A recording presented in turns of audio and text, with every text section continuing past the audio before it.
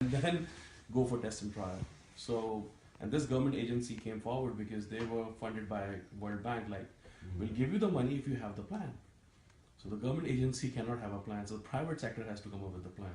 So I sat down with my team. We made a plan. We gave it to these guys. We signed a joint venture. And long story short, we trained about 2,500 people.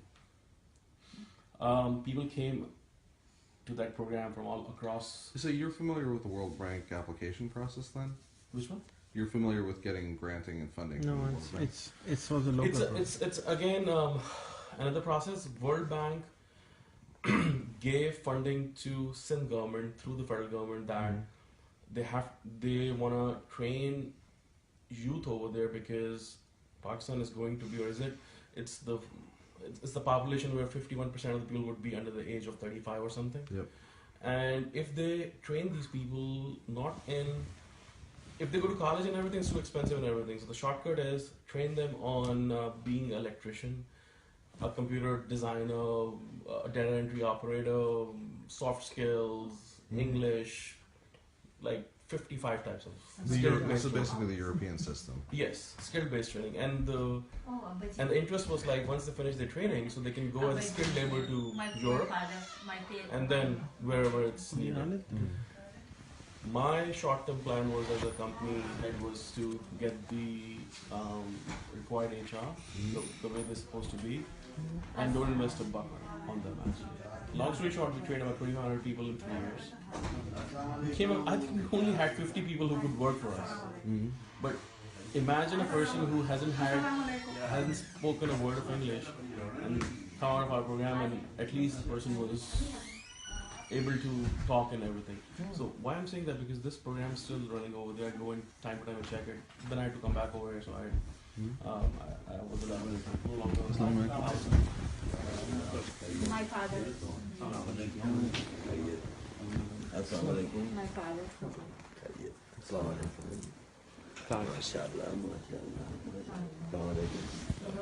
So I wasn't actually associated with that program anymore, but they're still running it over there because the funding is for 10 years, $20 million a year from the World Bank, and they have to. And there is a whole office of dollars a year. But how much of the 20 million is hitting the ground? First 3 Because years when I was you associated, know what I'm talking about. first 3 years, they burned about $7 to $8 million, and $13 million is sitting. But the idea is like they have to burn that $20 million into 10, so they'll get it as a grant. If they don't burn it in 10 years, $20 million a year, then they have to pay interest on it. So in first 5 years, it was a trial and error because there was a lot of mistakes. They had to build the infrastructure, the bureaucracy, the red tape and everything, whatever you want to call it. But now they've gotten to a point where they can, they're running it. I don't know because I'm behind. It's doing very well. Like how much money they're burning, I don't know, but I can find out because the bureaucrats are still there, and I can find out like how much money you're burning. But now they're stagnant because type of trainings they're providing, they're stuck over there. The 55 trainings. Well, if you think about it too, the challenge that we have is, so in the past 5 years, we've gone from skill-based training being utilizable and necessary to the fact that we need all these different skill sets. And most of these skill sets are really web-based. Most of these skill sets are online-based because you could have someone who is good in social media marketing. You could have someone in audience development. You could have someone in advertising. So there's these agency-type skills overlapping with these marketing type skills, overlapping with these e-commerce type skills that are then on the foundation of development type skills, even below which are cybersecurity, right? And then like back-end infrastructure like ATM, that sort of thing, which not too many people know. No, actually I was trying to add something to his comment lately because he couldn't find someone where the institutes are. What this agency has done is they have developed over 350 institutes across Sindh. All have to have a computer lab with 20 computers with connectivity and have to have instructors. Now you get these people over there who have everything. Now if you were to go, the only one thing they were missing out on like 3 years ago was accreditation. No institute had any type of stamp like this is Microsoft certified. I try to bring in Microsoft myself because I was associated with them, my friend circle. Microsoft was like, we cannot partner with a government agency and put our Microsoft logo against the government agency like that. There's a whole process and approvals and everything. But what we can do though is we can provide you Microsoft certified trainers. I spoke to Oracle in the region. They were the same thing. Like everyone stepped back because when there's a government involved and the bureaucrats are running the show, things can go anywhere, politically or whatever motivated. So, but in the end though, this agency has that network. There's another youth program, which when I was leaving, so they were initiating Benazir Income Support Program. They're doing the same thing and they have their footprint across Pakistan. I went and spoke to a bureaucrat over there as well. I went to Islamabad. Again, he was too busy to meet me. Then I had to go through the third-party channel to meet him, met him, liked my ideas and everything. But we couldn't do anything with him because he couldn't help me out. But in the Sen, at least they were proactive. I worked with them for 3 years. So I can introduce you to those guys. Still they're there. I talk to them time to time. And let's see if you can get this thing with them. Okay, great. Yep. And Rehan knows them too, I guess, I'm sure. The Benazir Income Support Program's current secretary is a friend of mine, so and he's a good guy. Yeah. So they would be available. Yeah, there you go. So BISP has, that's their small lane, they have footprint across Pakistan, and BBSYDB, which is a regional program, they are across. So I work with the regional agency and they were pretty good. Now, one of the challenges which the whole planet faces is that the whole planet will look, in my books, very different in 10 years. Education is being transformed. So, for example, what she was saying, she doesn't agree with the class of education online. Harvard and in form of edX is giving absolutely free degree, absolutely free. Harvard and MIT both are offering Harvard and MIT for free to anyone who wants it. As of today, they want to give out 1 billion degrees, absolutely no charge. Yeah. But people are not fast enough to change. Yeah. It's just that we are slow. Technology is faster than us. You need a very high level of English to be able to manage those courses. So, as I said, the whole education system, I go to all these conferences where the educationists are coming, and the education itself is going to be transformed. It's going through a very different curve right now. The whole notion of educated person is changing. Myself, I never went to college or university in my life. I don't send my children to school.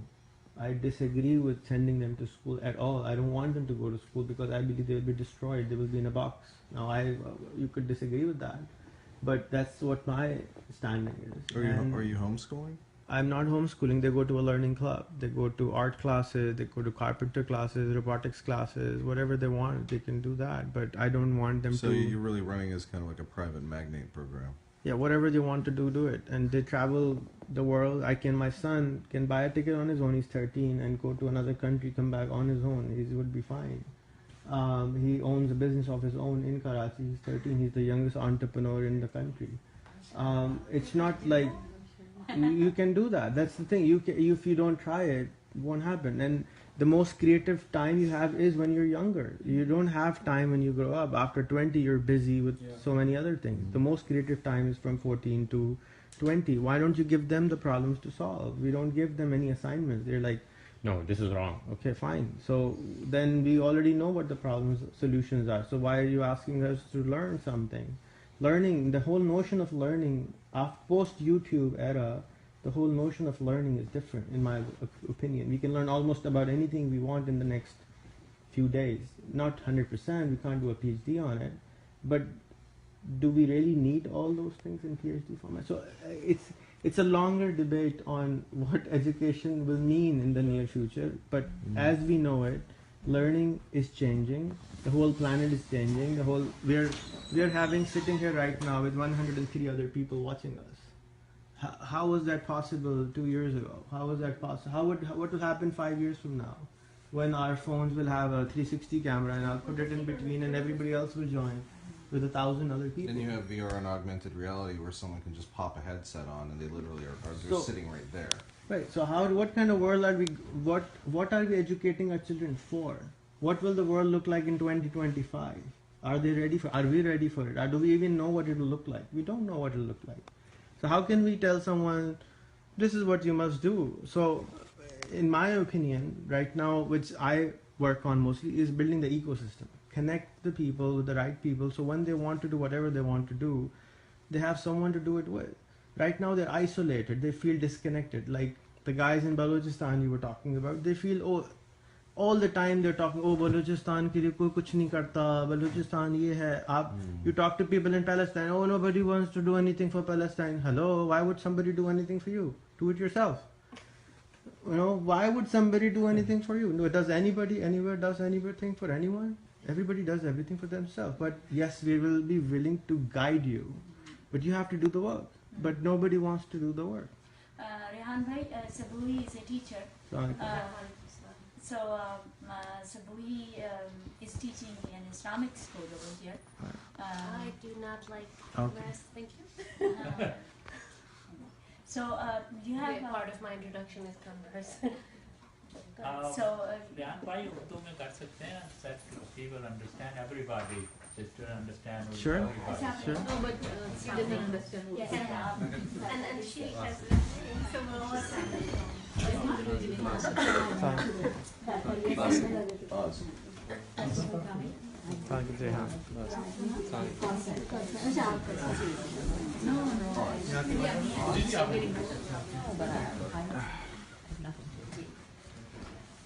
So we were, what's that version? Done. So, Rehan bhai, Basu bhai is, we have known him through Ghamdi Sahab, Javed Ahmed Ghamdi, he's a scholar. So, I went to a program they conducted for this scholar, and he's a very open-minded scholar, progressive and also open-minded. But can I get a card too? Yeah, totally. Right there? Yeah.